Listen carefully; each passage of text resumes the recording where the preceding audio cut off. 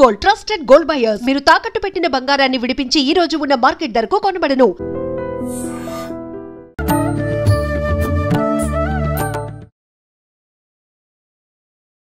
నమస్కారం, welcome to I dream. ధర్మ మార్గం విత్ విజిత కార్యక్రమానికి స్వాగతం. ప్రస్తుతం మనతో పాటు ఉన్నారు ప్రముఖ ఆధ్యాత్మికవేత్త, హనుమత్ మరియు శ్రీ విద్య ఉపాసకులు బ్రహ్మశ్రీ సిస్లా జయశంకర్ గారు. ఇప్పుడు గురుగారితో మాట్లాడి మరిన్ని విషయాలు తెలుసుకుందాం. నమస్కారం గురుగారు. గురుగారు, ఆదివరాహ స్వామి యొక్క వైశిష్ట్యం ఏంటి? ఈ స్వామివారి ఆలయం ఎక్కడైనా ఉందా? ఎటువంటి, అంటే మనం ఏ భగవంతుని ఆరాధించినా ఒక కామ్యం ప్రకారంగానే ఆరాధిస్తాం. మరి ఈయనని ఆరాధించడం వల్ల ఎటువంటి కోరికలు నెరవేరుతాయి, ఎటువంటి ఫలితాన్ని పొందవచ్చో తెలియజేయండి. తప్పకుండా అమ్మా. హిరణ్యాక్షుడు మన సకల శాస్త్రాలను తీసుకెళ్ళి సముద్ర గర్భంలో కలిపేస్తే ఆ శాస్త్రాలని మునిగిపోకుండా, భూమండలం మునిగిపోకుండా తన కూరల మీద పైకి తీసుకొచ్చి భూమండలాన్ని, శాస్త్రాలని కాపాడిన స్వామి వరాహస్వామి. వరాహస్వామి అంటే విష్ణుమూర్తి యొక్క అంశే, విష్ణుమూర్తి.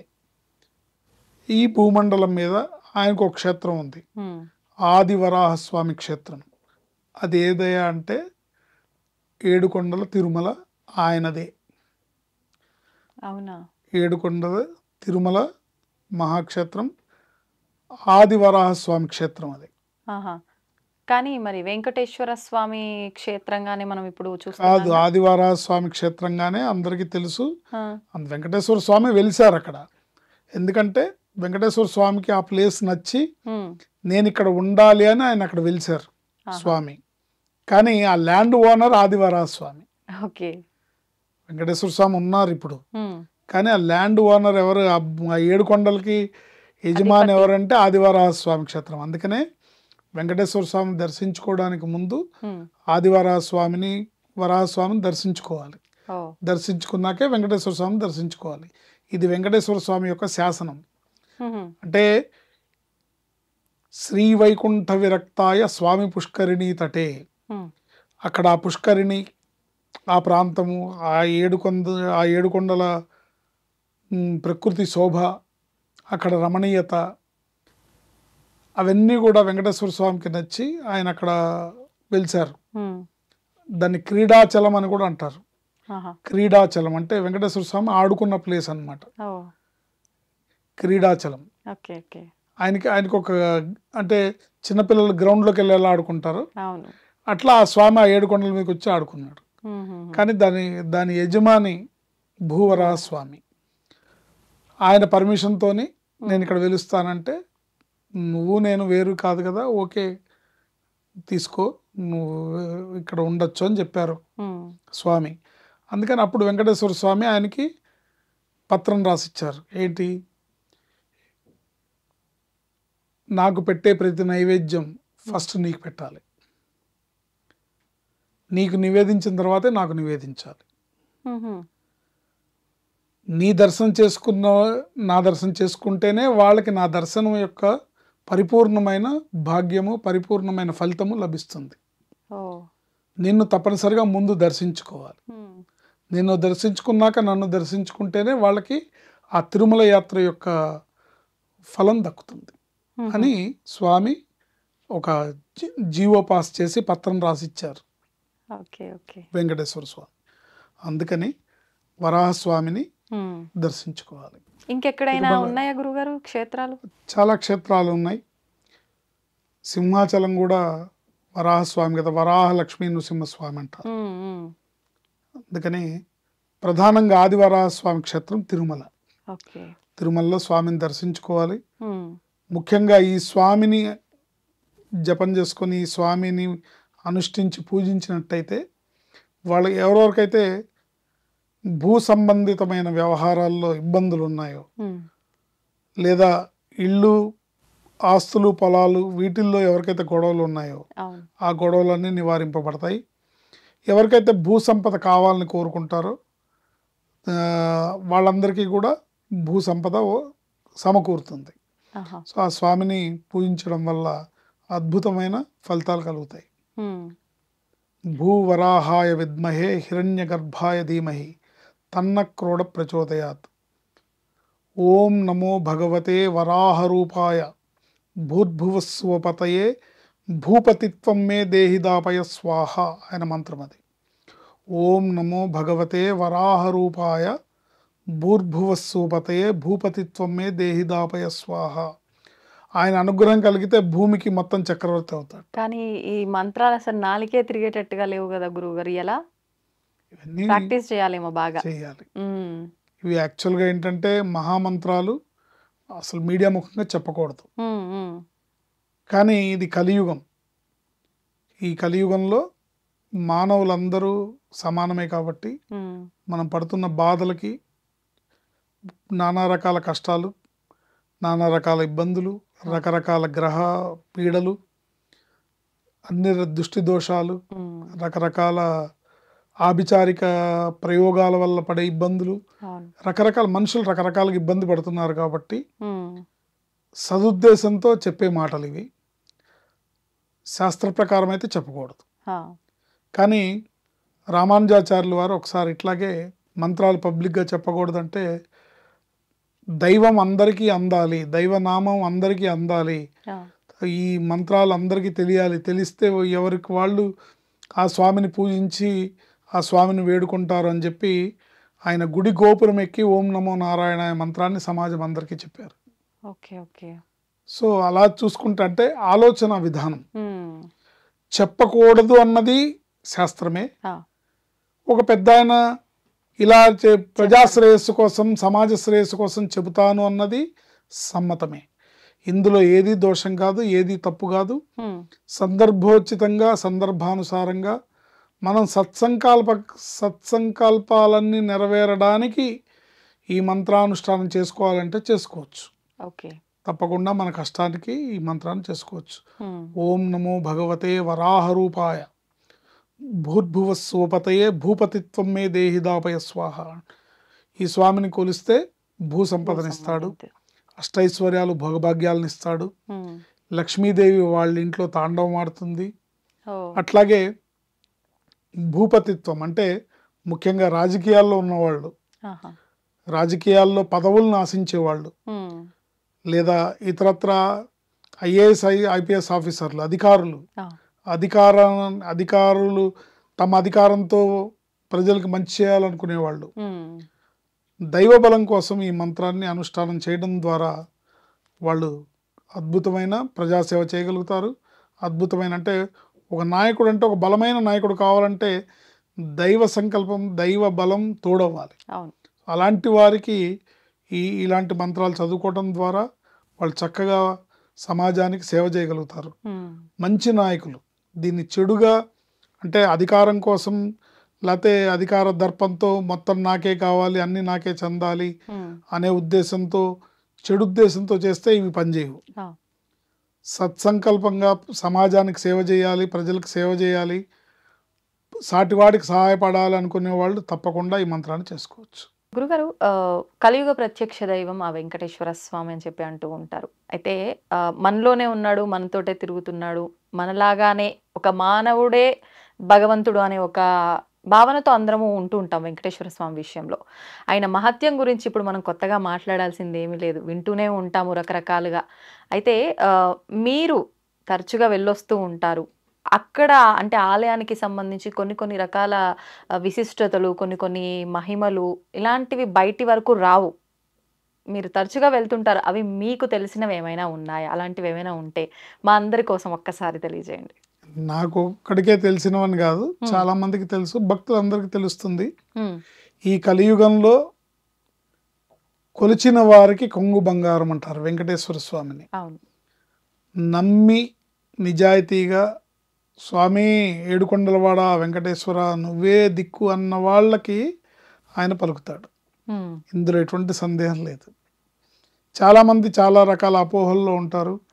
వెంకటేశ్వర స్వామి అంటే కాస్ట్లీ దేవుడు, వెంకటేశ్వర స్వామి అంటే ఓన్లీ పలుకుబడిగల వ్యక్తులకే దర్శనం దొరుకుతుంది, మనకు దొరకదు, మనం క్యూ లైన్లో నానా రకాల ఇబ్బందులు పడాలి అని అపోహలో ఉంటారు. కానీ ఎంతటి వారికైనా సరే ఆయన అనుగ్రహంతో తప్పకుండా దర్శనం దొరుకుతుంది. రోజుకి కనీసం 80,000 నుంచి 1,00,000 మంది దర్శనం చేసుకుంటారు. అంతటి పుణ్యక్షేత్రం. స్వామి ఈ కలియుగంలో వచ్చి అక్కడ భక్తుల్ని, కలియుగంలో మానవుల్ని ఉద్ధరించడానికి ఆయన వచ్చి అక్కడ అవతారం ఎత్తారు. శ్రీవైకుంఠ విరక్తాయ స్వామి పుష్కరిణీ తటి అని. వెంకటాద్రి సమం స్థానం బ్రహ్మాండే నాస్తి కించన వెంకటేశ సమోదేవో నభూతో న భవిష్యతి.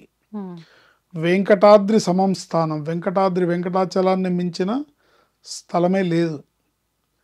బ్రహ్మాండే నాస్తి కించన, బ్రహ్మాండాలు, బ్రహ్మాండం అంటే భూమిలోకం ఒకటే కాదు, మొత్తం ఉన్న 14 లోకాలు, అతల వితల సుతల తలాతల రసాతల అన్ని లోకాలలో వెంకటాచలాన్ని మించిన లోకమే లేదు, వెంకటాచలాన్ని మించిన ప్రదేశమే లేదు. వెంకటాద్రి సమం స్థానం బ్రహ్మాండే నాస్తి కించన వెంకటేశ సమోదేవో నభూతో న భవిష్యతి. వెంకటేశ్వర స్వామితో సమానమైన దేవత నభూతో న భవిష్యతి అంటే ఇంతకు ముందు లేరు, ఇక ముందు రారు. అంటే సర్వదేవతా స్వరూపం, అది సర్వదేవతా స్వరూపం. అంది వెంకటేశ్వర స్వామి, వెంకటేశ్వరుడు అనే పదాన్ని విశ్లేషిస్తే మీకు అందులోనే అర్థం ఉంటుంది. వెనకటి ఈశ్వర స్వామి అని కూడా అనుకోవచ్చు. అంటే ఈశ్వరుడే, ఎప్పటి నుంచో ఉన్న ఈశ్వరుడే ఈ వెంకటేశ్వరుడు. వేం కట, వేం అంటే అమృత బీజం, పాపాల్ని తన అమృతతుల్యమైన రూపంతో పాపాలని పరిహరించేవాడు. వేం కట, పాపాలని హరించేవాడు, పాపాలు తీసేసేవాడు, కష్టాలని తీసేసేవాడు, నష్టాలని తీసేసేవాడు. ఆయన్ని ఒకళ్ళని రక్షించేవాడే గాని ఒకళ్ళని శిక్షించేవాడు కాదు. నువ్వే దిక్కు అనుకున్న వాళ్ళకి అద్భుతమైన నిదర్శనంగా ఈ కలియుగంలో నిలబడతాడు స్వామి.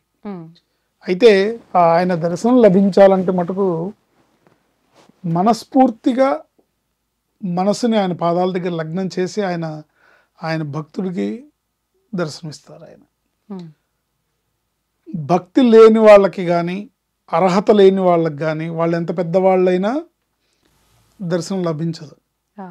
నాకు తెలిసిన ఒక ఆయన ఉన్నారు, ఆయన ప్రైమ్ మినిస్టర్తో ప్రోటోకాల్, అంటే ప్రైమ్ మినిస్టర్, సెంట్రల్ హోమ్ మినిస్టర్తో ప్రోటోకాల్ దర్శనానికి వెళ్ళి నాకు ఈ దర్శనం వద్దని రూమ్లో కూర్చున్నావా ఆయన ఉన్నాడు. అంటే అర్హత లేదు. అంటే అక్కడ వరకు వెళ్ళి రూమ్లో కూర్చొని నాకు వద్దులే దర్శనం అని వెళ్లకుండా ఉన్నాడు. అంటే ఇదంతా భగవంతుడి మాయ, మాయ అంతే. ఏంటి ఎక్కడెక్కడి నుంచో గోవిందా గోవిందా గోవిందా అనుకుంటూ పిల్లల్ని, పసిపిల్లల్ని భుజాలు వేసుకొని, లగేజ్ మీద భుజాలు వేసుకొని నడకదారిలో ఎక్కేవాళ్ళు, మెట్లు ఎక్కేవాళ్ళు నిత్యం వేల మంది, లక్షల మంది కొండెక్కుతూ ఉంటే అవకాశం ఉన్నా కూడా దర్శనం చేసుకోలేని వాళ్ళంటే అది అర్హత లేదని, రాసి పెట్టలేదని అర్థం. ఎందుకంటే ఆ స్వామి రూపాన్ని, ఆ ముగ్ధ మనోహర రూపాన్ని దర్శించాలంటే ఎంతో అదృష్టం ఉండాలి, గురుగారు. ఇప్పుడు అర్హత ఉండాలి. మోకాళ్ళ పర్వతం అని అంటూ ఉంటారు, అంటే కొంతమంది మోకాళ్ళ పైనే ఎక్కుతుంటారు అని చెప్పి, కొన్ని మెట్ల వరకు అని అంటూ ఉంటారు. అంటే ఎంతో కఠినమైన కోరిక అయితేనే ఇలాంటి ఒక మొక్కు మొక్కుకుంటారా? అసలు ఏంటి ఆ ఉద్దేశం? ఇవి ఇట్లా మొక్కుకోవాలని ఎక్కడ శాస్త్రం లేదండి. మోకాటి పర్వతం అంటే అక్కడ మెట్లు ఎత్తుగా ఉంటాయి, అక్కడ ఎక్కేటప్పుడు కాస్త టఫ్గా ఉంటుంది, కాళ్ళకి మోకాళ్ళు నొప్పి వస్తాయి. కానీ మోకాటి పర్వతం అంటారు. మోకాళ్ళ మీద ఎక్కాలని కాదు, అంటే మోకాళ్ళ మీద ఎక్కిన స్వామి ఒక ఆయన ఉన్నారు, రామానుజాచార్యులు వారు ఎక్కారు. రామానుజాచార్యులు వారు మోకాళ్ళ మీద ఏడుకొండల స్వామిని మెట్లెక్కి దర్శించుకున్నారు. అట్లా చాలా మంది ఉన్నారు, అది వేరే విషయం. మోకాటి పర్వతానికి అర్థం వేరు, మోకాళ్ళ మీద స్వామిని దర్శనం చేసుకునేది వేరు. ఇట్లా ఈ తిరుమల స్వామి గురించి ఎన్ని చెప్పుకున్నా కూడా అన్ని అద్భుతమైన ఇది ఉంటాయి. ముఖ్యంగా అనేక రకాల బాధలు పడుతున్న వాళ్ళు ఎవరైనా సరే, ఇంక నాకు జీవితంలో వేరే దారి లేదు అనుకున్న వాళ్ళు ఎవరైనా సరే వెంకటేశ్వర స్వామికి అంగప్రదక్షిణం చేస్తే వాళ్ళ కష్టాలు ఇట్టే నివారింపబడతాయి. సంవత్సరానికి ఒక్కసారి అంగప్రదక్షిణం చేస్తే ఆ సంవత్సరం అంతా కూడా వాళ్ళ బాధలన్నీ కూడా ఆయన రక్షిస్తూ ఉంటాడు, వాళ్ళు కాపాడుతూ ఉంటాడు. ఇవాళకి ఆయన ఉనికి ఆ బంగారు విమానంలో ఉన్న ఆనంద నిలయంలో ఉన్న ఆనందవాసుడైన శ్రీనివాసుడు యొక్క ఉనికి ఇవాళకి అక్కడ ప్రత్యక్షం అవుతూ ఉంటుంది. నమ్మిన వాళ్ళకి కనబడతారు. ఒకప్పుడు హాతీరాం బాబాతో పాచికలాడారని అనేక రకాల కథనాలు ఉన్నాయి. ఇవన్నీ వాస్తవం, ఇవన్నీ పుక్కిటి పురాణాలు కాదు, అంటే ఇవన్నీ వాస్తవం. ఒకప్పుడువి ఇప్పుడు మనం మాట్లాడుకుంటున్నాం. ఇప్పుడు ప్రస్తుతం అలాంటి ఏమైనా జరుగుతున్నాయా? 100కి 100 జరుగుతాయి. మనం నమ్మాలి, నమ్మితే కనబడతాయి. వెంకటేశ్వర స్వామికి పవళింపు సేవ అయిన తర్వాత ప్రతిరోజు కూడా ఒక నూతన పాదరక్షలు పెడతారు స్వామివారు. ప్రతిరోజు కూడా ఆయనకి ఇచ్చే ఆ భగవంతుడు, మానవులు దర్శనం కోసం రోజుకి 23.5 గంటలు దర్శనం చేస్తూ స్వామికి ఒక అరగంట మాత్రమే రెస్ట్ ఇస్తున్నారు. ఇట్లా పవళింపు సేవ అవగానే 20 నిమిషాల్లో మళ్ళీ సుప్రభాతం చేస్తారు. ఆ 20 నిమిషాల్లో స్వామి కొండ మీద నుంచి ఒక్క అంగలో అలివేలు మంగాపురం వెళ్ళి అమ్మవారి దగ్గరికి వెళ్ళి కాసేపు 2 నిమిషాలు అట్లా ఉపశమనాన్ని పొంది ఆయన మళ్ళీ తన సుప్రభాతం గంట మోగంగానే మళ్ళీ ఆయన యథాస్థానానికి వచ్చేస్తారు. కానీ గురుగారు ఆధారాలు ఏమైనా ఉన్నాయా? ఆధారాలంటే ఆ చెప్పుల మీద పాదాలు పెడితే పడే మరకలు పడతాయి. ప్రతిరోజు కొత్త చెప్పుల జత పెడతారు. నమ్మాలి, నమ్మి తీరాలి. స్వామిని ప్రత్యక్ష దైవం, కలియుగ ప్రత్యక్ష దైవం ఆయన. ఆయనని నమ్మి కోరి కొల్చిన వాళ్ళకి, నమ్మి కొల్చిన వాళ్ళకి కొంగు బంగారం. లేని వాళ్ళకి ఆయన దర్శనం భాగ్యం లేకపోతే వాళ్ళు ఎన్నిసార్లు తిరిగినా దర్శనం అవ్వదు, ఎంత ప్రయాసపడినా దర్శనం అవ్వదు. కొంతమంది అక్కడ దాకా వెళ్ళి కూడా అక్కడ స్వామి మీద దృష్టి లేకుండా ఈ జనాలు అటు ఇటు తోసేస్తున్నారని వచ్చేస్తారు బయట. సో క్షణమాత్రపు దర్శనం ఆయనది అద్భుతమైన జీవితాన్ని, అద్భుతమైన అదృష్టాన్ని, పాపాలని హరించి పుణ్య రాశిని ప్రసాదిస్తుంది. కాబట్టి కలియుగ ప్రత్యక్ష దైవం వెంకటేశ్వర స్వామి, శ్రీ వెంకటేశ్వర స్వామిని నమ్మి కొల్చిన వాళ్ళకి కొంగు బంగారం. ఎవరికైనా సరే ఆయన అంగ ప్రదక్షిణం చేస్తే అద్భుతమైన ఫలితాలు ఉంటాయి. అట్లాగే చాలామంది మహాప్రాకార ప్రదక్షిణం అని కూడా చేస్తారు. మహాప్రాకార ప్రదక్షిణ అంటే గుడి బయట, గుడి బయట కూడా ప్రదక్షిణం చేస్తారు. నిజంగా మనసులో భక్తి ఉండి, నిజంగా పరిపూర్ణమైన విశ్వాసంతో భగవంతుని నమ్మి ఆయన దర్శనానికి దొరకలేదు, ఆయన దర్శనం టికెట్ దొరకలేదు, అవకాశం రాలేదు అంటే పుష్కరిణి దగ్గర నిలబడి విమాన వెంకటేశ్వర స్వామిని దర్శించుకున్నా కూడా ఆయన దర్శన భాగ్యాన్ని ప్రసాదిస్తాడు. గరుత్మంతుడు మరియు వెంకటేశ్వర స్వామి మధ్యలో అద్భుతమైన ఆరా పవర్ ఉంటుంది. మనం ఆ మధ్యలోకి వెళ్ళంగానే మనం కోరుకోవాలనుకున్నా కూడా మరి అన్ని మర్చిపోతాం మనం స్వామిని చూసి. అవునా? అందరు ఏవేవో కోరుకోవాలి స్వామి ముందని ఆలోచిస్తూ వెళ్తారు. కానీ అక్కడ దాకా వెళ్ళేసరికి ఏం గుర్తుండదా? సుందరం ముగ్ధ మనోహర స్వరూపాన్ని గాంచి వాళ్ళకి వాళ్ళ కోరికలు, వాళ్ళ మైండ్లో కోరికలు అనేవి రావు. ఆ స్వామిని చూస్తుండిపోవటం తప్ప. చూస్తేనే చాలు, స్వామిని చూస్తేనే చాలు. ఆయన ప్రతి ఒక్క భక్తుడి యొక్క, అంటే జీవాత్మ పరమాత్మ, మనలో ఉన్న జీవాత్మే ఆ పరమాత్మ యొక్క అంశ కాబట్టి ఆయన ప్రతి ఒక్కరికి దర్శనం చేసుకున్న ప్రతి ఒక్కరికి తన అదృష్ట భాగ్యాన్ని, తన దర్శన భాగ్యాన్ని, తన ఆశీర్వాద భాగ్యాన్ని ప్రసాదించి ఆశీర్వదించి పంపిస్తారు. చాలామంది అనుకుంటారు వెంకటేశ్వర స్వామి కాస్ట్లీ దేవుడు, డబ్బున్న వాళ్ళకి మాత్రమే అని. కాదు, నానా రకాల ప్రయాసలు పడి వచ్చే భక్తులంటే ఆయనకి చాలా ఇష్టం. ఇబ్బందులు చాలామంది అక్కడ స్వామివారి దగ్గర చేసే అర్చకులు గతంలో చాలాసార్లు చెప్పున్నారు, స్వామివారి మొహం ఒక్కొక్క రోజు ఒక్కొక్క రకంగా కనబడుతూ ఉంటుంది. ఒకరోజు బాలుళ్లాగా చిరునవ్వుతో కనబడుతుంది, ఒకరోజు ఉగ్ర నరసింహస్వామిలాగా కనబడుతుంది, ఒకరోజు వృద్ధుడి రూపంలో కనబడుతుంది, ఒకరోజు యవనవంతుడి రూపంలో కనబడుతుంటుంది.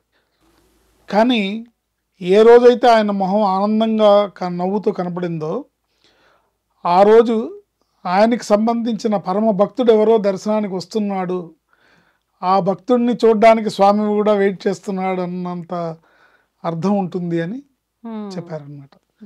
ఎందుకంటే ఆ భక్తుడి కోసం ఆయన ఎదురు చూస్తుంటాడు, వీడు ఎప్పుడు వస్తాడా అని. అలా అందరి మీద సమమైన అపారమైన ప్రేమ కరుణ కృపతో కలిగి ఉండే స్వామి కనుక తిరుమల యాత్ర, వెంకటేశ్వర స్వామి దర్శనం ఈ కలియుగంలో మనకు వేరే దిక్కు లేదు. తప్పనిసరిగా వెంకటేశ్వర స్వామి కలియుగ ప్రత్యక్ష దైవం, పిలిస్తే పలికే దైవం, పేదల పాలిట పెన్నిది, కోనేటి రాయుడు. స్వామి పుష్కరిణి తటే, పుష్కరిణిలో స్నానం చేసినా కూడా స్వామిని దర్శించేంత భాగ్యం కలుగుతుంది.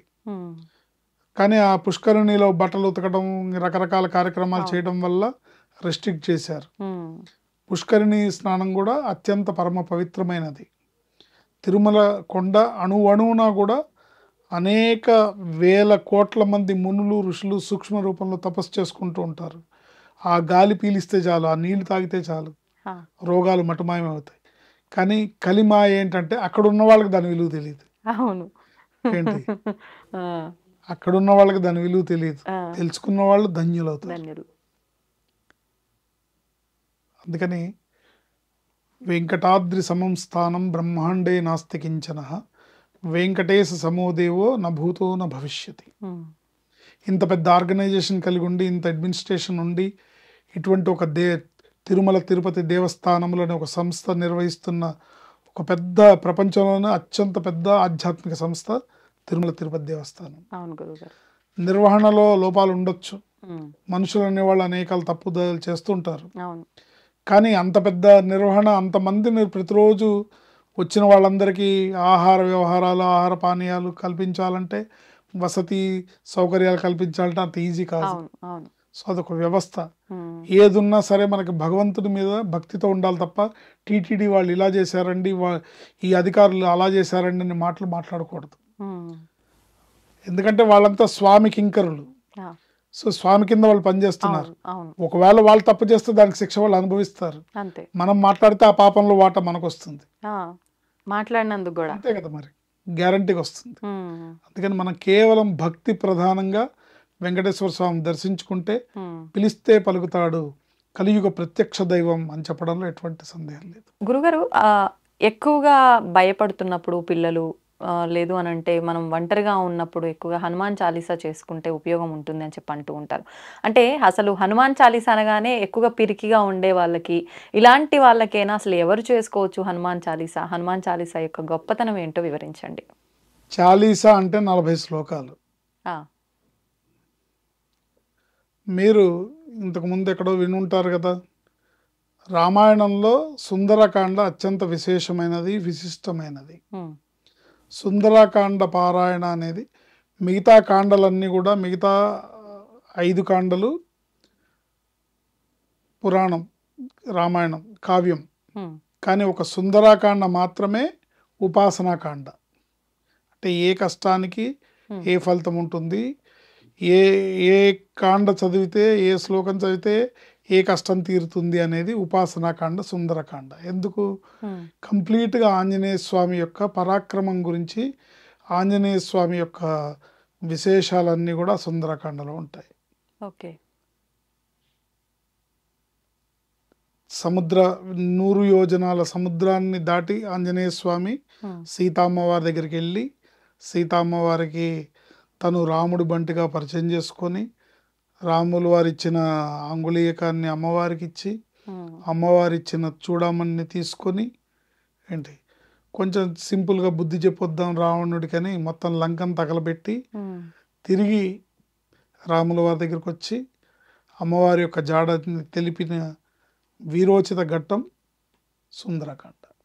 రావణాసురుడికి బుద్ధి చెప్పడమా, రాముడికి బుద్ధి చెప్పడమా? రావణాసురుడికి. రాముడు అన్నారు. రావణాసురుడికి బుద్ధి చెప్పి రాముడి దగ్గరకు వచ్చి ఆ చూడమని తిరిగిచ్చి, సీతామ్మవారి యొక్క ఆచూకీని రాముల వారికి తెలిపి, మొత్తం ఆంజనేయ స్వామి యొక్క పరాక్రమాన్ని అంతా కూడా ఆ సుందరకాండలో ఉంటుంది, వివరంగా ఉంటుంది. సుందరకాండ ఎత్ర ఎత్ర రఘునాథ కీర్తనం తత్ర తత్ర కృతమస్తకాంజలిం. ఎక్కడెక్కడైతే సుందరకాండ పారాయణ, రాముల వారి యొక్క ప్రస్తావన, రామాయణం యొక్క ప్రస్తావన వస్తే అక్కడికి వెంటనే ఆంజనేయ స్వామి వస్తారు. ఇది నిజం. సుందరాకాండ పారాయణ చేసేటప్పుడు పక్కన ఒక పీట వేసి పెడతారు, వచ్చి ఆంజనేయ స్వామి కూర్చుంటాడు అని. తెలిసిన పెద్దలందరూ కూడా చేస్తారు ఆ పని. సుందరాకాండ అంటేనే తలుచుకుంటే ఆయనకి మహా ఇష్టం అన్నమాట ఆంజనేయ స్వామికి. ఆ సుందరాకాండలో ప్రధానంగా ఆంజనేయ స్వామి సీతామ్మవారిని దర్శించుకున్నప్పుడు సీతామ్మవారు ఈయన్ని నమ్మినాక, ఫస్ట్ నమ్మదు, నువ్వు రావణాసురుడు మాయా రూపంలో వచ్చి ఉంటావంటే ఆయన నమ్మకటానికి కావాల్సినవన్నీ ఆయన చెప్పిన తర్వాత, ఎస్ నా రామచంద్ర ప్రభు పంపిన దోతే ఈ ఆంజనేయ స్వామి అని నమ్మిన తర్వాత ఆవిడ ఒక మాట చెప్తుంది, త్వమస్మిన్ కార్యనిర్యోగే ప్రమాణం హరిసత్తమ హనుమన్యత్నమాస్తాయ దుఃఖక్షేకరో భవ. అంటే ఓ ఆంజనేయ, త్వమస్మిన్ కార్యనిర్యోగే ప్రమాణం హరిసత్తమ, ఎలాంటి కష్టాన్నైనా ఎలాంటి ఇదైనా నువ్వు దాటి రాగలుగుతావు. ఇన్ని కష్టాలు దాటి వచ్చావు, ఇంత సాధించావు, నీకు ఇంత పరాక్రమం ఉంది. హనుమన్ యత్నమాస్తాయ దుఃఖక్షేకరో భవ, నా కష్టాన్ని నువ్వు తీర్చు, నన్ను శ్రీరామచంద్ర ప్రభు దగ్గరికి చేర్చు అని చెప్పి అమ్మవారు అంటుంది. ఈ శ్లోకం అంటే ఆంజనేయ స్వామికి చాలా ఇష్టం. పరిపూర్ణంగా సుందరాకాండ అంటే ఆంజనేయ స్వామికి చాలా ఇష్టం. ఆ సుందరాకాండతో సమానమైనది ఈ హనుమాన్ చాలీసా. సుందరాకాండ మొత్తం పారాయణ చేస్తే ఎలాంటి ఫలితం వస్తుందో హనుమాన్ చాలీసా 40 శ్లోకాలు పఠిస్తే అలాంటి ఫలితం వస్తుంది. ఎవరైనా సరే ఎటువంటి కష్టంలో ఉన్నా, ఎటువంటి బాధలో ఉన్నా, ఎటువంటి ఇబ్బందుల్లో ఉన్నా ప్రతిరోజు నిత్యం హనుమాన్ చాలీసా పారాయణ చేసుకోవడం, అన్ని విధాల ఏ బాధలు లేని వాళ్ళకైనా, ఏ కష్టాలు ఉన్న వాళ్ళకైనా, ఎటువంటి కష్టాలు ఉన్న వాళ్ళకైనా ప్రతిరోజు హనుమాన్ చాలీసా పారాయణ చేసుకోవడం అనేది అత్యంత శ్రేయోదాయకమైన విషయం. అలాంటి హనుమాన్ చాలీసాని ఆంజనేయ స్వామి ప్రదక్షిణాలు చేస్తూ చదివితే ఇంకా చాలా చాలా విశేషం. ఎన్ని ప్రదక్షిణాలు చేయొచ్చు గురుగారు? వారి వారి శక్తిని అనుసరించి, వారి వారి కామ్యాన్ని అనుసరించి. కొంతమంది ఉద్యోగ ప్రయత్నంలో ఆంజనేయ స్వామికి దండం పెట్టుకొని ఆంజనేయ స్వామి ప్రదక్షిణాలు చేస్తారు. కొంతమంది వివాహ ప్రయత్నంలో ఆంజనేయ స్వామి ప్రదక్షిణాలు చేస్తారు. కొంతమంది సంతానం కోసం చేస్తారు. కొంతమంది గ్రహ బాధలు తొలగడానికి చేస్తారు. ముఖ్యంగా ఆంజనేయ స్వామిని ఆరాధిస్తే 5 గ్రహాలు ప్రసన్నం అవుతాయి. ఏమేం గ్రహాలు గురుగారు? శని భగవానుడు, సూర్యుడు ఆయన గురువు కాబట్టి సూర్యుడు, సింధూర వర్ణంలో ఉంటాడు కాబట్టి కుజుడు, రాహుకేతువులు, వీళ్ళందరూ కూడా అనుగ్రహిస్తారు. ముఖ్యంగా శని భగవానుడు మాటిచ్చాడు, ఆంజనేయ స్వామికే మాటిచ్చాడు, నీ భక్తుల జోలికి నేను వెళ్ళను, ఎవరైతే నిన్ను నియమనిష్టలతో కొలుస్తారో వాళ్ళ జోలికి నేను వెళ్ళను, వాళ్ళని నేను ఇబ్బంది పెట్టను, వాళ్ళని నేను పీడించను అని వినమ్రపూర్వకంగా నమస్కారం చేస్తూ శనేశ్వర భగవానుడు ఆంజనేయ స్వామికి చెప్పాడు. అందుకని హనుమాన్ చాలీసా అనేది అత్యంత విశేషమైన దాన్ని ప్రతిరోజు, అంటే ఏదో చిన్నపిల్లలకు చదవటమో, చిన్నపిల్లలకు భయం వేస్తుందని చదవటమో, జ్వరం వచ్చిందని చదవటమో కాదు. హనుమాన్ చాలీసా 40 శ్లోకాలు సుందరాకాండ పారాయణ ఎంత ఫలితాన్ని ఇస్తుందో అలాంటి ఫలితాన్ని ఇస్తుంది. టోటల్ సుందరాకాండలో ఉండే ఆ ఘట్టాన్నంతా ఈ 40 శ్లోకాలు తులసీదాస్ గోస్వామి తులసీదాసు ఈ 40 శ్లోకాల్లో పెట్టి చెప్పాడు. అదే భావం, అదే అర్థం, అదే కథ.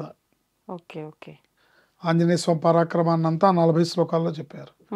దీన్ని ఎవరు పారాయణ చేస్తారో వాళ్ళకి అత్యంత విశేషమైన ఫలితాలు. మీ కోరిక ఏదైనా సరే, మీ ఎటువంటి కోరిక కోరుకున్నా, ఎటువంటి కష్టం ఉన్నా, ఎటువంటి ఆరోగ్య సమస్య ఉన్నా, ఎంతటి తీవ్రమైన బాధ అయినా అది నివారింపబడుతుంది.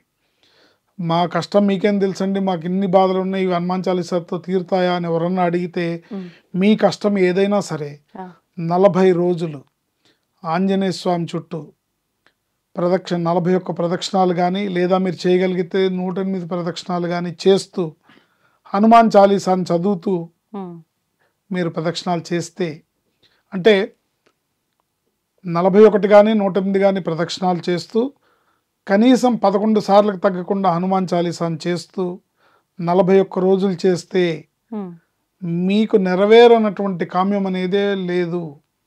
గురుగారు 41 రోజులు వరుసగానా, లేకపోతే మంగళవారాలు శనివారాలు అలా లెక్క పెట్టుకొని 41 చేయాలా? 41 రోజులు వరుసగా చేయాలి. ఏది అదే అంటున్నా, మీ కష్టాన్ని బట్టి, ఇష్టాన్ని బట్టి, మీ కష్టం తీవ్రతను బట్టి.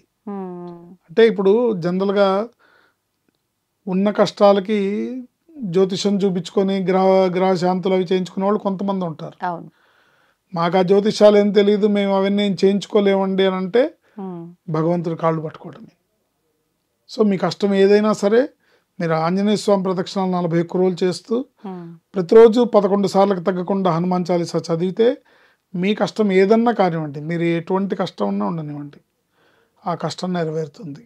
అన్ని రకాల గ్రహ బాధలు తొలుగుతాయి, అన్ని రకాల ఈతి బాధలు, మానసిక శారీరక రుగ్మతలు అన్నీ కూడా తొలుగుతాయి. భక్తితో చేయాలి. మీరు అన్నట్టు మంగళవారం శనివారం ఏదన్నా విశేషంగా చేస్తే మంచిది. ప్రతిరోజు ప్రదక్షిణలు చేస్తూ 11 సార్లు హనుమాన్ చాలీసా చదువుతూ విశేషంగా మంగళవారం నాడు శనివారం నాడు కాస్త స్వామికి ఆకు పూజ, సింధూరు లేపనము, వడమాల ఇలాంటివి ఏమన్నా చేస్తూ స్పెషల్గా చేస్తూ ఉంటే ఆంజనేయ స్వామి తప్పకుండా ప్రసన్నమవుతాడు. ఇప్పుడు ఈ వడమాల, తమలపాకుమాల ఇవి కూడా అంటే కామ్యాన్ని బట్ట ఎవరైనా చేయొచ్చా గురుగారు? ఎవరైనా చేయొచ్చు. తమలపాకులు అంటే ఆంజనేయ స్వామికి ఇష్టం, సింధూరం అంటే ఆంజనేయ స్వామికి ఇష్టం, అలాగే ఆయనకి వడలంటే ఇష్టం, అప్పాలంటే ఇష్టం.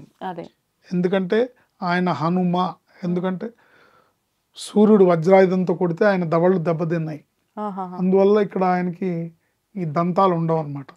అందుకని మెత్తగా అప్పాలు అయితే తింటాడు ఆయన. ఏంటి అందుకని ఈ కలియుగంలో భవిష్యత్ బ్రహ్మ ఆయన ఇవాళకి చిరంజీవిగా భూమి మీద ఆయన ఉనికి ఉన్నది. అందుకు నిదర్శనం ఏంటంటే అనేక మందికి అనేక మార్లుగా సాక్షాత్కారాన్ని ఇవ్వడం. ఆంజనేయ స్వామికి నిర్దేశింపబడిన కామ్యాలు రెండే. ఒకటి తన భక్తుల్ని కాపాడడం, 2 రామభక్తుల్ని కాపాడడం. తన భక్తుల్ని కాపాడడం, రామభక్తుల్ని కాపాడడం, ఇదే ఆంజనేయ స్వామి పని. కాబట్టి అంటే దేవుడికి వేరే పని లేదా అని ఎవరన్నా వితండంగా వాదిస్తే నాకు ఆంజనేయ స్వామి ఉన్నాడని చెప్పండి. మీరు నమ్మితే నిరంతరం వెనకాలండి మనకి అండదండగా నిలబడి మన గమ్యస్థానానికి చేర్చే పరమ ధీరోదాత్తుడు ఆంజనేయ స్వామి. భవిష్యత్ బ్రహ్మ ఆయన, చిరంజీవి. మర్కటేశ మహోత్సాహ సర్వశోక నివారక శత్రూన్ సంహార మాం రక్ష శ్రియం దాపయ బోహరే. అసాధ్య సాధక స్వామిన్ అసాధ్యం తవ కిం వద రామదూత కృపా సింధు మత్కార్యం సాధయ ప్రభు. అసాధ్య సాధక స్వామిన్ అసాధ్యం తవ కిం వద. అసాధ్యాలని చేసే ఓ స్వామి, నీకు అసాధ్యం అనేదే లేదు, నీకు అసాధ్యం, నీ వల్ల కాని పని అనేదే లేదు. ఓ రామదూత, ఓ కృపాసింధు మత్కార్యం సాధయ ప్రభు, నా పని చేసి పెట్టు. నా పని చాలా చిన్నది, నీ కెపాసిటీ చాలా పెద్దది, నా పని చాలా చిన్నది, నాకు పని చేసి పెట్టు. నాకు ఈ ఉద్యోగం ఇప్పించు, నాకు ఈ వ్యాపారంలో నష్టాలను నివారింపజేయి, నాకు ఈ గ్రహ బాధలు తొలగించు, నాకు ఈ వివాహం అయ్యేటట్టు చూడు, నాకు సంతాన భాగ్యాన్ని ప్రసాదించు. మీ కోరిక ఏదైనా సరే నిలబడి, అండగా నిలబడి మీ కోరికలను నెరవేరుస్తాడు. నమ్మి కొలవాలి, భక్తి శ్రద్ధలతో కొలవాలి, ఆయన చుట్టూ తిరగాలి, ఆయన పాదాలను ఆశ్రయించాలి. రామ అంటే చాలు ఆయన పరవశించిపోతాడు.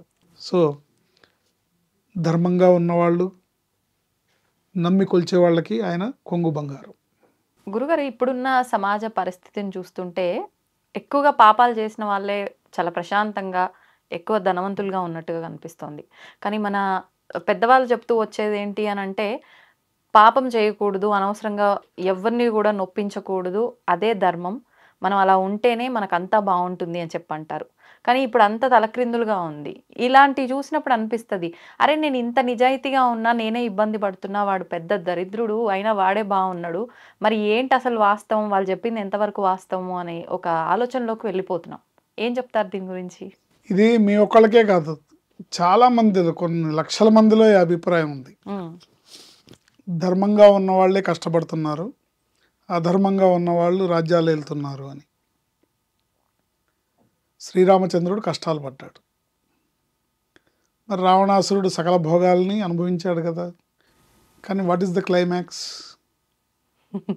అవును, అంటే ఆలస్యమైంది, ఇబ్బందులు పడ్డారు, కానీ ఫైనల్ రిజల్ట్ ఎవరికి ఏది చెందాలో అదే. శ్రీరామచంద్రమూర్తి యొక్క అవతారం యొక్క ఆంతర్యమే అది.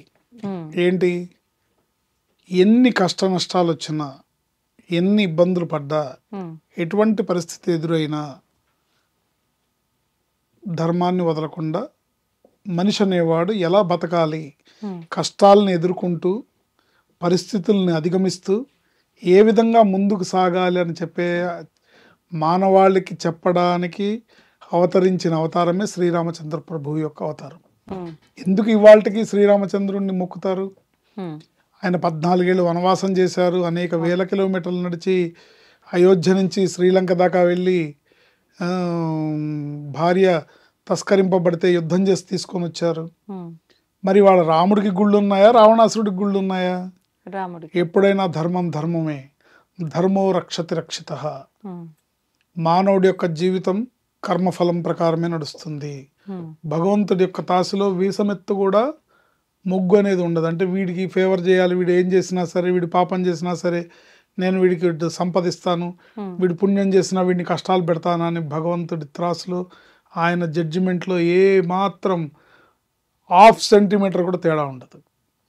కానీ ఇవాళ ఒక వ్యక్తి అనుభవిస్తున్న సంపద ఈరోజు చేసిన పాపపుణ్యాలకు సంబంధించింది కాదు, గతంలో చేసిన పాపపుణ్యాలకు సంబంధించింది ఈరోజు ఆయన అనుభవిస్తున్నాడు. ఓకే, ఇప్పుడు చేస్తున్నాడు కదా పాపం, దీనిది భవిష్యత్తులో అనుభవిస్తాడు. అది ఈ జన్మలో అనుభవిస్తాడా, వచ్చే జన్మలో అనుభవిస్తాడా, ఆపై జన్మలో అనుభవిస్తాడా మనకు తెలియదు. ఈ జన్మలోనే అనుభవించే అవకాశం ఉంటుందండి. 100 రూపాయలు అంటే బ్యాలెన్స్ షీట్. మీరు బ్యాంక్ నుంచి 1000 రూపాయలు డ్రా చేస్తే 1000 రూపాయలు ఖర్చు చేసేస్తే మళ్ళీ డ్రా చేయాలి కదా, అంతే కదా. అట్లా ఆ బ్యాలెన్స్ షీట్ అనేది ఇప్పుడు ఈ జన్మలో ఇతని పాపం మొత్తం నశించిపోయింది, ఇంకా పుణ్యరాశి మిగిలిందంటే మోక్షాన్ని పొందుతాడు. పాపంలో ఇంకా బ్యాలెన్స్ ఉందనుకోండి, మళ్ళీ జన్మెత్తాడు, మళ్ళీ దాన్ని అనుభవించాలి, ఆ బ్యాలెన్స్ని అనుభవిస్తూనే ఉండాలి. సో పాపాలు చేస్తూ ఉంటే, సంపద ఉంది కదా అని పాపాలు చేస్తూ ఉంటే, తప్పులు చేస్తూ ఉంటే ఈ పాపరాశి పెరుగుతూ ఉంటుంది. ఇప్పుడు ఈ జన్మలో నీకు ఇంత ఆయుర్దాయం ఉంది కదా, ఈ ఆయుర్దాయంలో అది ఫినిష్ అవ్వకపోతే బ్యాలెన్స్ పాపాన్ని అనుభవించడానికి మరో జన్మ తీసుకోవాలి, తప్పదు. అది మానవ జన్మైనా వేరే ఇంకేదైనా ఏదైనా అవ్వచ్చు, ఏదైనా అవ్వచ్చు. అది ఏది ఉందనేది దాని వాడి యొక్క కర్మను బట్టి, వాడి యొక్క పాపపు రాశి యొక్క ఆ తీవ్రతను బట్టి ఉంటుంది. అర్థమైందండి? సో భగవంతుడి యొక్క సృష్టి సమధర్మంలో ఎటువంటి తేడా ఉండదు.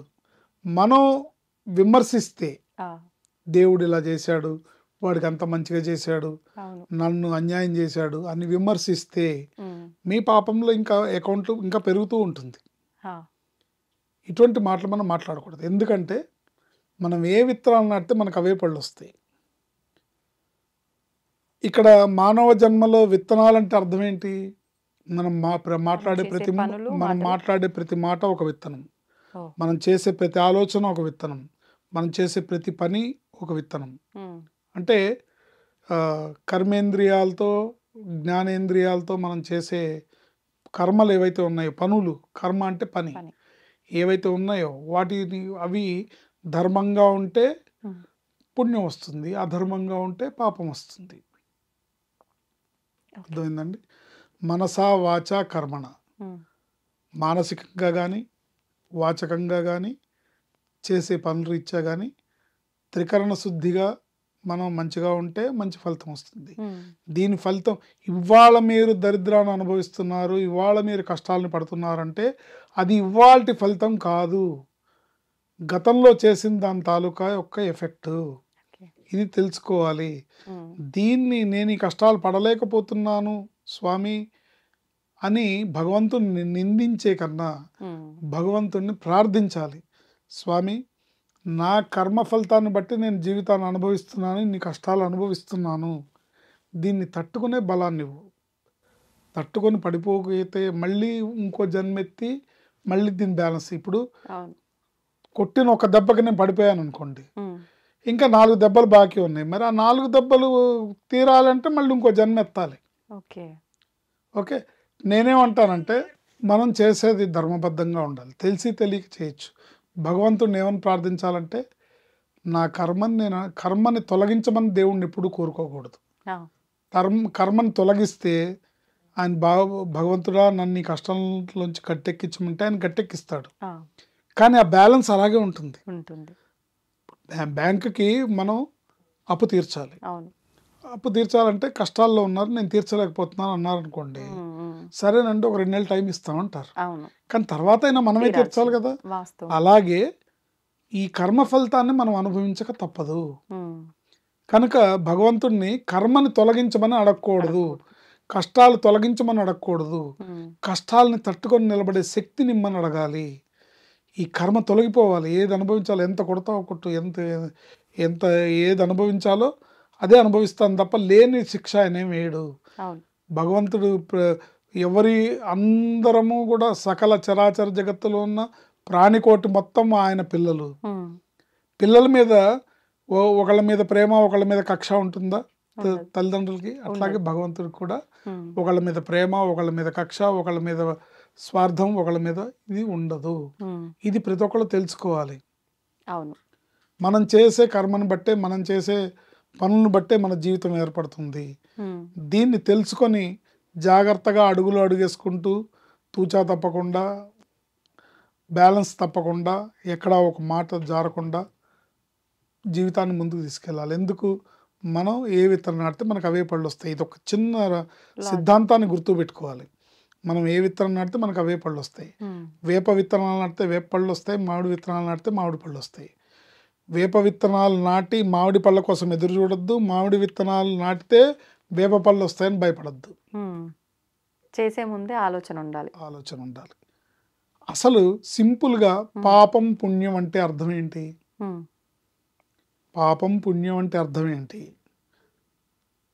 మన వల్ల ఒకళ్ళు బాధపడితే అది పాపం, మన వల్ల ఒకళ్ళు ఆనందపడితే అది పుణ్యం.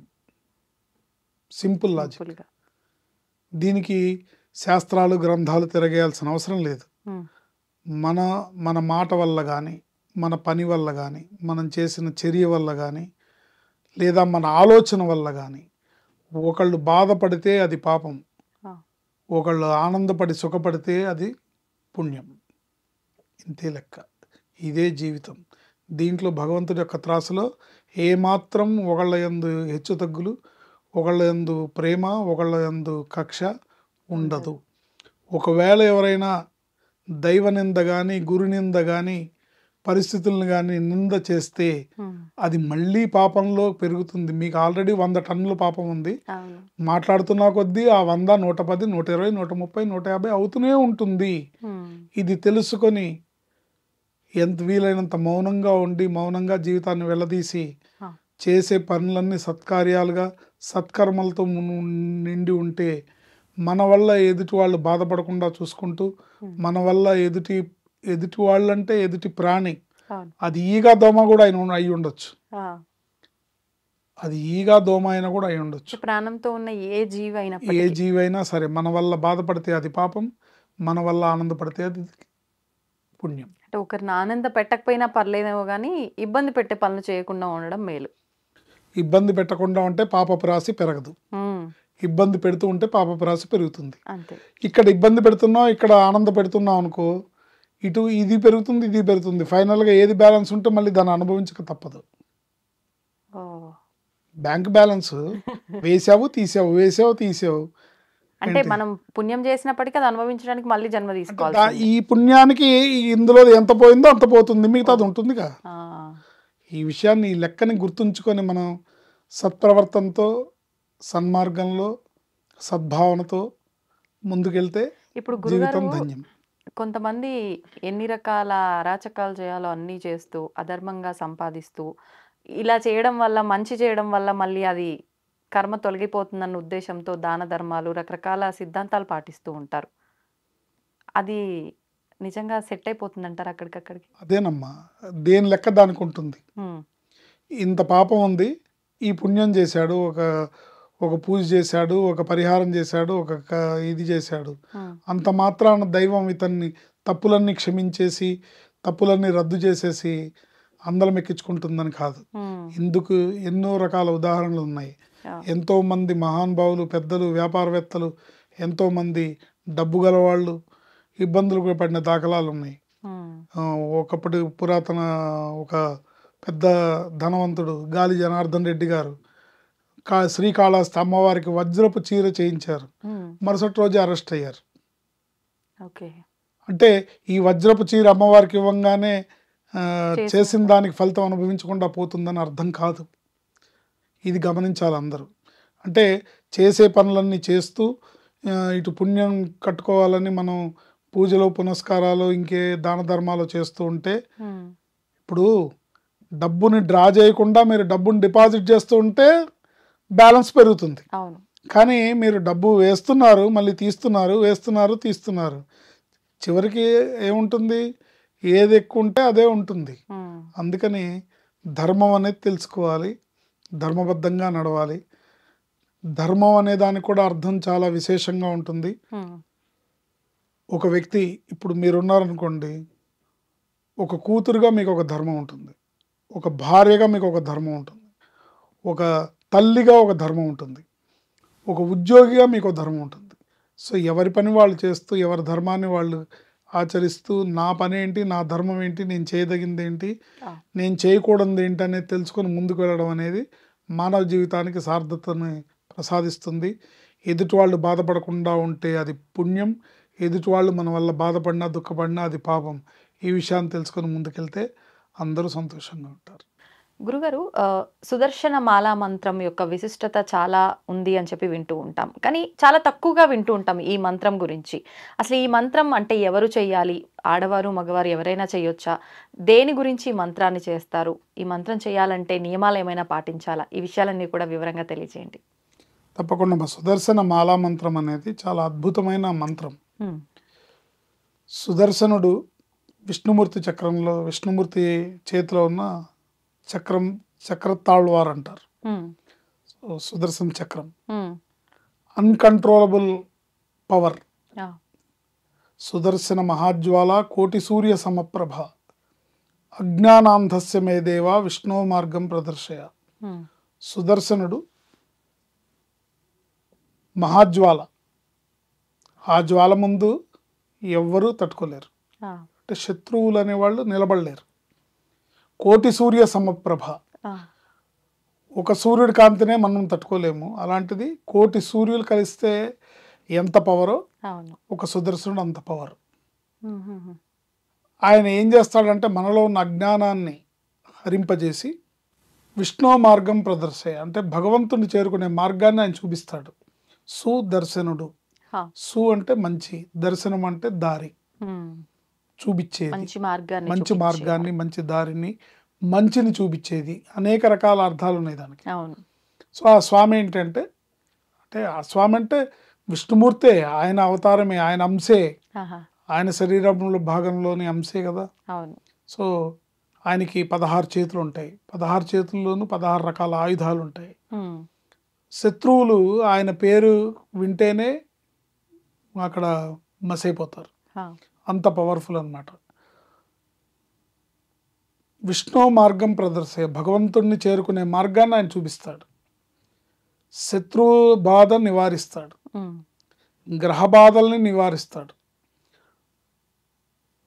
ఈతి బాధల్ని నివారిస్తాడు, బ్రహ్మాండమైన సంపదలను ఇస్తాడు, బ్రహ్మాండమైన సంపదలను ఇస్తాడు.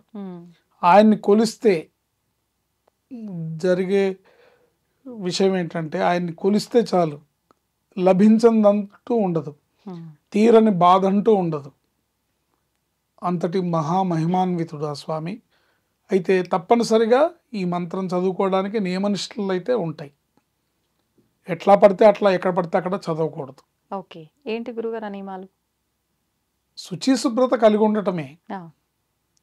అంటే 10 సార్లు బాత్రూమ్ పోయి వచ్చినా కూడా చదువుకోవడము, లేకపోతే ఎక్కడ పడితే అక్కడ చదవడం అట్లా కాకుండా పొద్దున్నే ఇంట్లో స్నానం చేయగానే మంచి వస్త్రాలు కట్టుకొని చదువుకుంటే సరిపోతుంది.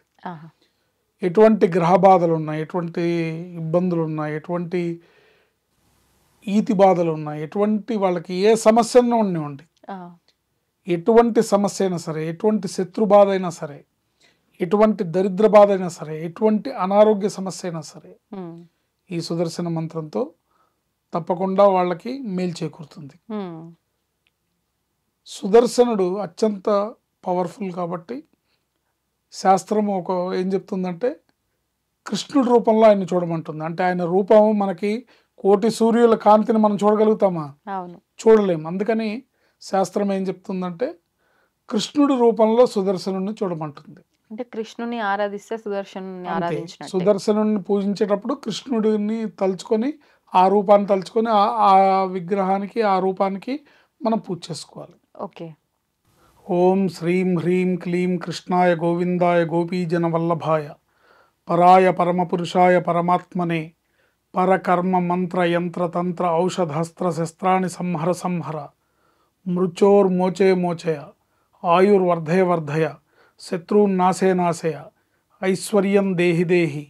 ఓం నమో భగవతే మహాసుదర్శనాయ దీప్త్రే జ్వాలాపరీతాయ సర్వదిక్షోభణకరాయ హుంఫట్ బ్రహ్మణే పరంజ్యోతిషే నమః సహస్రార హుంఫట్ స్వాహ. ఇది సుదర్శన మాల మంత్రం. మంత్రమైదు శ్లోకమా?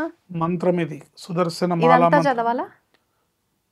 కృష్ణాయ గోవిందాయ గోపీజన వల్లభాయ పరాయ పరమపురుషాయ పరమాత్మనే పరకర్మ అంటే ఇతరులు చేసిన కర్మలు, పరకర్మ మంత్ర యంత్ర తంత్ర ఔషధ అస్త్రశస్త్రాన్ని సంహర సంహర మృచోర్మోచే మోచయ అంటే అపమృత్యు దోషాలు తీసేస్తాడు. ఆయుర్వర్ధయ వర్ధయ శత్రువున్నాశయ నాశయ ఐశ్వర్యం దేహి దేహి. ఓం నమో భగవతే మహాసుదర్శనాయ దీప్త్రే జ్వాలాపరీతాయ సర్వదిక్షోభణకరాయ హుంఫట్ బ్రహ్మణే పరంజ్యోతిషే నమః సహస్రార హుంఫట్ స్వాహ. ఈ సుదర్శన మాలా మంత్రాన్ని ఎవరు చదువుతారో వాళ్ళకి శత్రు బాధలు ఉండవు, దరిద్ర బాధలు ఉండవు, అపమృత్యు దోషాలు ఉండవు, అనారోగ్య సమస్యలు ఉండవు. ఏ సమస్య అయినా సరే తీర్చగలిగిన మహాప్రభువు ఆయన పాదాలని గట్టిగా ఆశ్రయించాలి. కృష్ణుడి రూపంలో సుదర్శనుడిని కృష్ణాయ గోవిందాయ లేదా వెంకటేశ్వర స్వామి రూపంలో కూడా సుదర్శనుడిని ఆరాధించవచ్చు. కృష్ణాయ గోవిందాయ గోపీజన వల్లభాయ పరాయ పరమపురుషాయ పరమాత్మనే పరకర్మ మంత్ర యంత్ర అంటే ఇతరులు చేసిన ఏ ఉన్నా సరే, ఇతరులు ఏదన్నా మనకి చెడు చేసినా సరే, పరకర్మ వాళ్ళు చేతల ద్వారా కానీ, మంత్రం ద్వారా కానీ, యంత్రం ద్వారా కానీ, ఔషధ మందు పెట్టి కానీ, అస్త్రశస్త్రాన్ని అంటే ఆయుధాలతో కానీ ఏదైనా చేసిన అన్నిటినీ సంహర సంహర మృచోర్మోచే మోచయ ఆయుర్వర్ధయ వర్ధయ శత్రున్నాశే నాశయ ఐశ్వర్యం దేహి దేహి.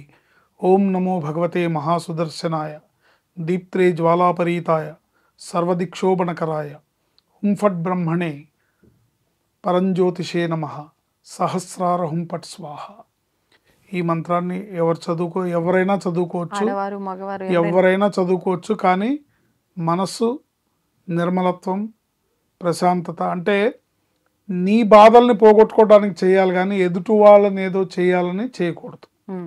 సో ఆ స్వామి మీద భక్తితో, నమ్మకంతో, భక్తి శ్రద్ధలతో ఈ మంత్రాన్ని ఎవరు నిత్యము శుచి శుభ్రతతో పాటించి ఈ మంత్రాన్ని అనుష్ఠానం చేస్తారో తప్పకుండా వాళ్ళ బాధలన్నీ కూడా తొలగి చక్కటి ఐశ్వర్యాన్ని పొందుతారు. గురుగారు ప్రతిరోజు చేసుకోవాలా, లేదంటే కొన్ని వారాల పాటు, రోజుల పాటు అలా ఏమైనా సంఖ్య పెట్టుకొని చేసుకోవాలంటారా? వాళ్ళ అవకాశము, వాళ్ళ అవసరాన్ని బట్టమ్మా. ఇబ్బంది మనకి మన కష్టం ఎంత పెద్దగా ఉందో మన ప్రార్థన కూడా అంత బలంగా ఉండాలి. వాస్తవం. సో కష్టం లేదనుకోండి, రోజుకో 3 సార్లు 4 సార్లు అనుకుంటే సరిపోతుంది. అంటే ఏ కష్టం రాకుండా, ఎటువంటి ఇబ్బందులు రాకుండా ఇంట్లోంచి బయటికి వెళ్ళేటప్పుడు చదువుకొని వెళ్తే బాగుంటుంది. లేదు కష్టం ఉంది అన్నప్పుడు ఆ పలానా కష్టం గురించి సంకల్పం చేసి, స్వామి నాకు ఈ కష్టాన్ని తీర్చు అని చెప్పి ఆయన్ని ప్రార్థించి ఈ శ్లోకాన్ని చదువుకోవడం వల్ల తప్పకుండా వాళ్ళు ఈ మంత్రాన్ని చదువుకోవడం ద్వారా ఎటువంటి ఆరోగ్య సమస్య అయినా, ఎటువంటి అపమృత్యు దోషమైనా, ఎటువంటి అనారోగ్య సమస్య అయినా, ఎటువంటి దరిద్ర బాధలు, ఇబ్బందులు, ఆర్థిక ఇబ్బందులు ఏమున్నా సరే అన్ని రకాలుగా కూడా ఈ స్వామి వాళ్ళని ఆ కష్టాల నుంచి బయటపడేస్తాడు. గురుగారు, ఇప్పుడు అంటే మనం చదివేది మంత్రము అని అంటే అది నోటి ద్వారా మంత్రాన్ని జపిస్తున్నాం, కానీ మనం ఆరాధన అయితే చేయట్లేదు. కాబట్టి అంటే ఆహారం, ఎటువంటి ఆహారం తీసుకున్నా కూడా ఈ మంత్రాన్ని మనం చెప్పొచ్చా? లేదమ్మా, లేదు. పొద్దున పూట ఆహారం తీసుకోకముందు స్నానం చేయగానే చేయాలి. ఓన్లీ మార్నింగ్ మాత్రమే. మార్నింగ్ పూట శుభ్రంగా స్నానం చేసిన తర్వాత చేసుకోవాలి. ఓకే. దానికి ఎవరైనా చేసుకోవచ్చు. సో అనుష్ఠాన పరులు ఉన్నారనుకోండి, వాళ్ళు ఎప్పుడైనా చేసుకోవచ్చు. ఆహార నియమాలు పాటించే వాళ్ళు, సాత్విక ఆహారాన్ని తీసుకునే వాళ్ళు, శుచి శుభ్రత పాటించే వాళ్ళు ఎప్పుడైనా చేసుకోవచ్చు.